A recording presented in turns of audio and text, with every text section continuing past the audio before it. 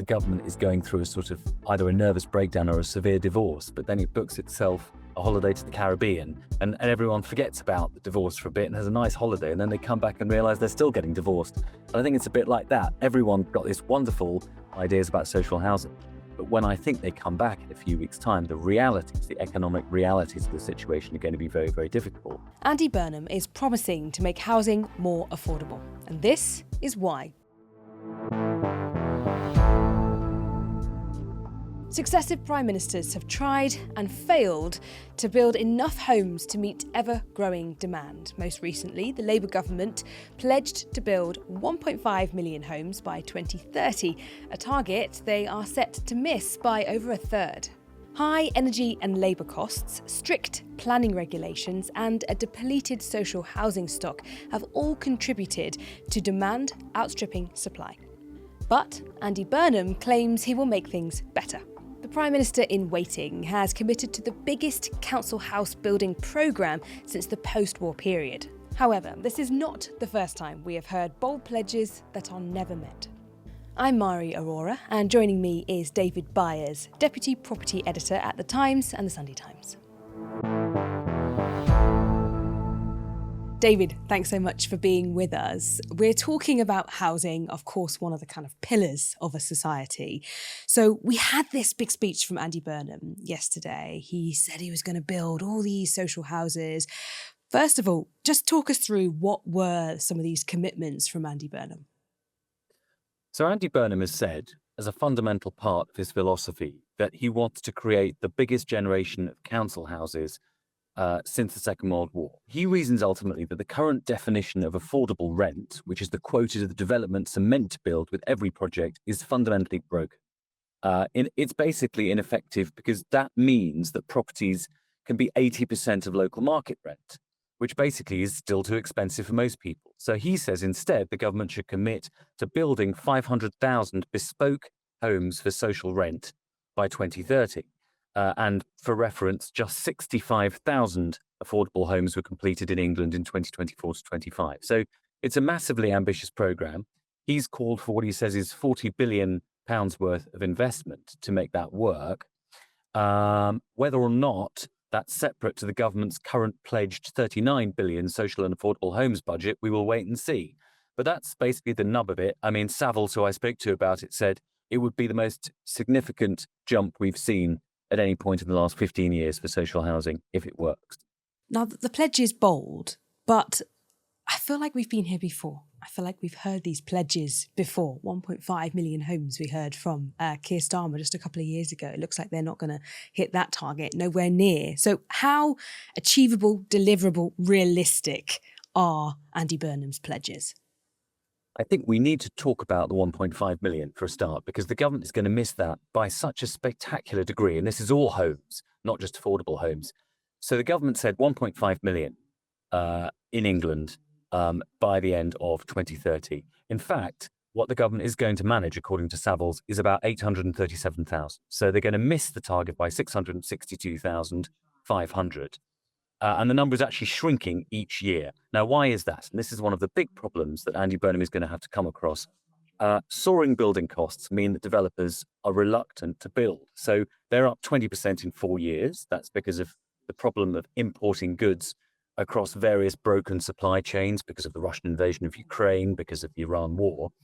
And house prices have only risen 4.5% in that time. So building costs are accelerating over house prices, which is important because it's not worth builders building things unless they can sell properties for roughly the same increase that they've spent building it.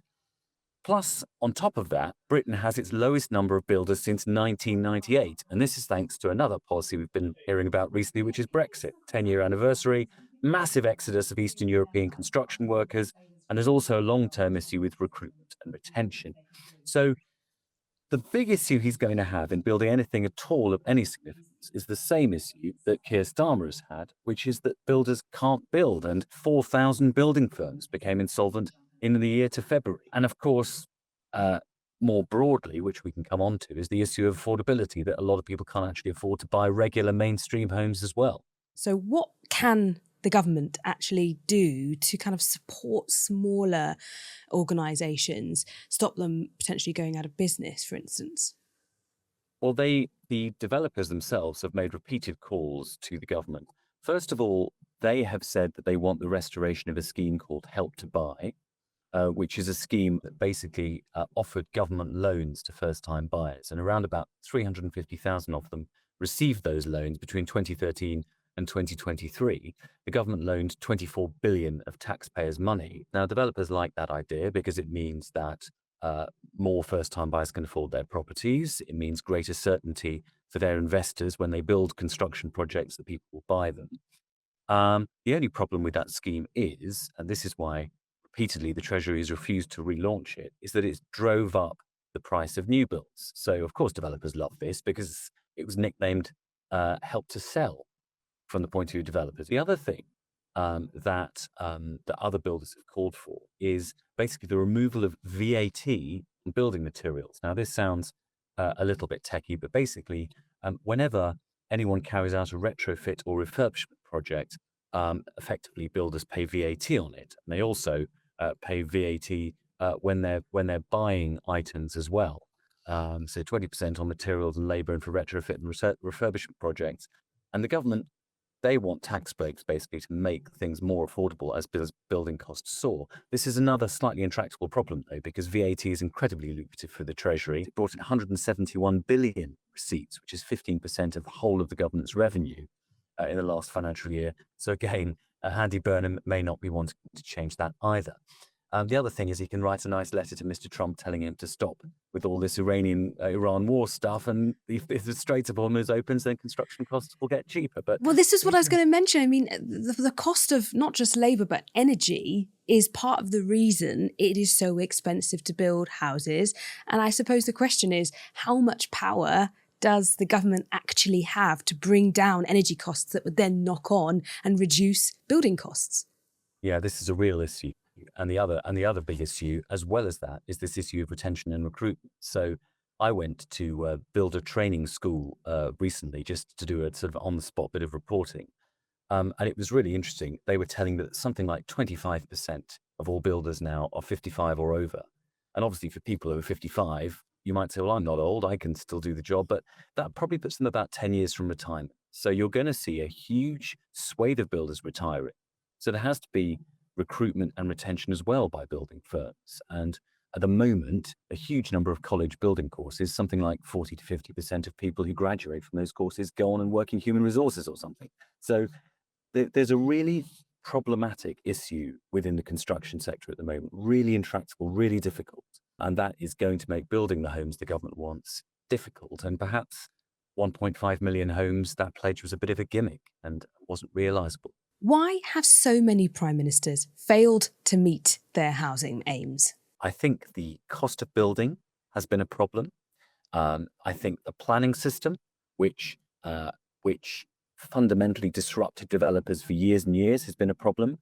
I speak to people in the purpose-built rental sector, American builders who say that they can't get any investors because the investors are looking at a 10-year delay before being able to complete their projects because of our ludicrous planning system, so they don't invest. And I think that's a fundamental problem. And the other issue is the fact that wages have been outstripped by inflation for such a long time. Affordability has dropped and dropped and dropped. Average home now costs something like 7 or 8 times people's earnings. So long-term problems with affordability in the planning system and the construction sector have made it an absolute nightmare for consecutive governments. These structural reforms that need to happen. Let's go back to Andy Burnham for a second. He has talked about this big social housing building scheme he wants to enforce. How's he going to pay for it? Because, of course, the money's got to come from somewhere. Is this going to come from borrowing, for instance? It's very difficult to see how he's going to be able to pay for it. I mean, I suppose he might answer that if you built more social housing or housing that people could afford, then the benefits bill gets commensurably cheaper.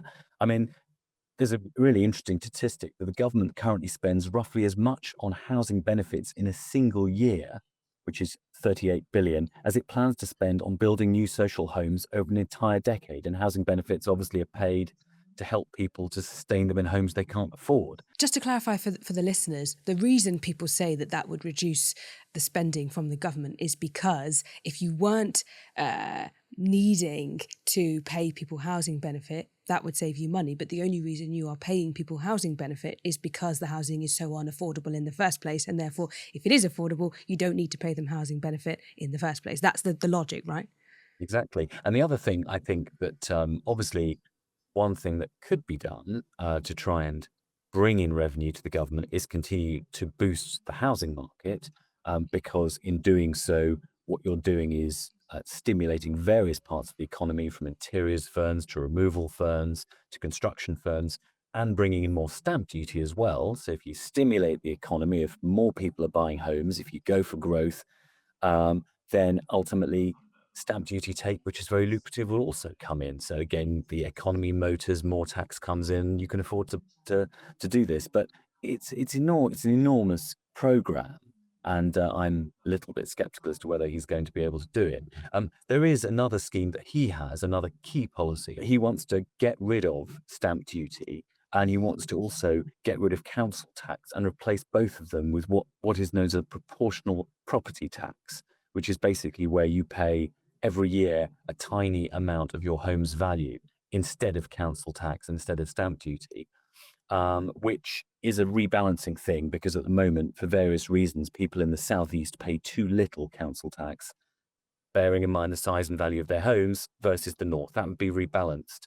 But again, that's not going to generate an enormous windfall for a long time, and they'd have to do a massive revaluation of all homes, which hasn't been done since 1991. And the other issue with that, I suppose, and this is probably one of the reasons many people haven't done it, is you will probably upset a lot of people in London and the South East who, as you say, in relation to their property value, pay less council tax. And suddenly people in London, especially who are Labour voters generally, their council tax would go up.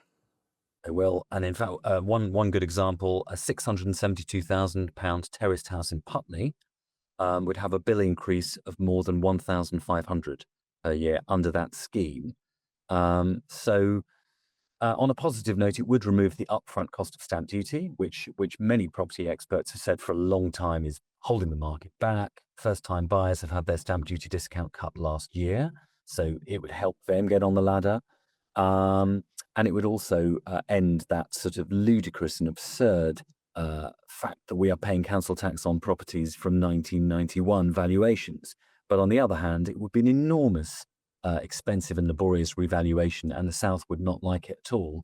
And the Green Party would probably love it, bearing in mind Labour hemorrhaging votes to the left. So it's a tricky one. And that, I suppose, it brings us back to all of these things. When Andy Burnham and Labour MPs were standing there taking selfies in Westminster, they perhaps forgot that you've got all of these big structural issues, and once the honeymoon's over, he's got to deal with all the same stuff the previous government dealt with. Yeah, absolutely. And on that policy for a moment, this is just me with my political hat on for a moment. I worry that actually you will end up in a situation where if you start to increase those taxes on London and the South East, for instance, you will get potentially parties like the Conservative Party saying, well, why would you disincentivise people who are potentially wanting to save up for a house or save up for a more expensive house? Why should they be punished just because they've decided to save up more cash? I can hear it coming from Kemi Badenoch already. Yeah. Yeah, and another thing the Conservatives are saying, the Conservatives, by the way, have also pledged to abolish stamp duty altogether, but they haven't come up with any viable alternative policy to fill that black hole yet. And Mel Stride said that recently to us, that he was pledging to abolish it. But one other question being asked is, if you've just bought a home and then you have to start paying proportional property tax at 0.48%, or indeed 0.96% if you're a second homeowner, you've paid double taxation because you've already paid the stamp duty bill and now you're paying the proportional property tax. Are you going to be paying double? Do you get a stamp duty refund if you bought a home a year before the policy comes in? So a lot of it depends on the detail of any reforms. But because of the revaluation, it almost certainly won't happen until the next Parliament anyway, because it's so complicated. Could you see any possible unintended consequences of the Andy Burnham pledge on social housing? I'm thinking about the Renters' Rights Act, for instance, that people have said unintended consequences have been things like a lack of housing supply on the market because of landlords selling up. Well, the landlords selling up point is a very good point. And landlords, on the subject of the Renters' Rights Act, have long been complaining they're going to be selling off because of higher stamp duty, because of higher tax burdens, and now because of the Renters' Rights Act.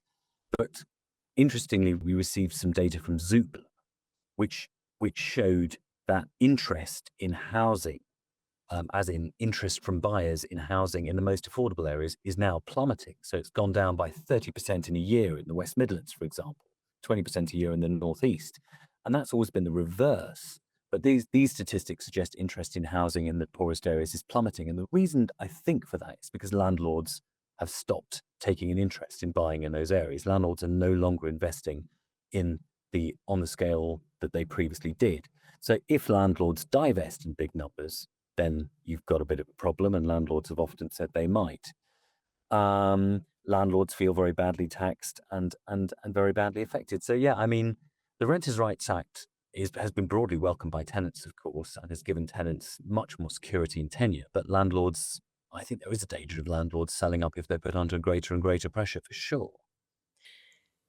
What does this all tell us about Andy Burnham's policy agenda when it comes to things like how much of this is going to be a key defining cornerstone of his premiership were he to become Prime Minister? Let's not forget he's not actually the Prime Minister yet. What does it show us about his agenda and his ambitions? Well, I think he talks a good game. I think it has to be a cornerstone policy, because I think people's frustrated aspirations when it comes to home buying and people's struggles with the cost of living crisis are absolutely fundamental to Labour's electoral prospects. And you've seen on a broader level, when it comes to potential Labour voters, seeing wages outstripped for years and years by inflation now, who haven't got a hope in hell of getting on the property ladder, and who have found mortgage costs becoming more expensive, have had chronic affordability problems. Ultimately, there has to be moves to make housing more affordable and more plentiful for if Labour wants any chance of winning the next election, really. The Conservatives have no costing behind their abolition of the stamp duty pledge, but it's a very potent one because the barriers to home ownership are so great, and stamp duty prevents people upsizing, and because they can't upsize, people can't downsize because there are no buyers for their properties. So it gums up the whole market. It's a massive issue, and it comes down to those developers who at the moment aren't building. So it's a difficult job. And I'm not sure that a few sound bites about, a number 10 of the North are gonna fix it easily. Finally, just tell me what you think the PLP are going to make of these housing pledges from Andy Burnham. When I say the PLP, I mean the Parliamentary Labour Party, Labour MPs looking to win their seats in the next election. Some of them are really worried on very small majorities. Well, those on the left will be very pleased with the pledge for social housing overhaul, for sure. It's all a big distraction. I have to think at the moment you've got almost a situation where the government is going through a sort of either a nervous breakdown or a severe divorce, but then it books itself a holiday to the Caribbean, and everyone forgets about the divorce for a bit and has a nice holiday, and then they come back and realize they're still getting divorced. And I think it's a bit like that. Everyone's got this wonderful apple pie, everyone's got these wonderful ideas about social housing. But when I think they come back in a few weeks' time, the realities, the economic realities of the situation are going to be very, very difficult. Don't forget to get in touch with your suggestions for future episodes by emailing us at why@sky.uk. And This Is Why will be back tomorrow.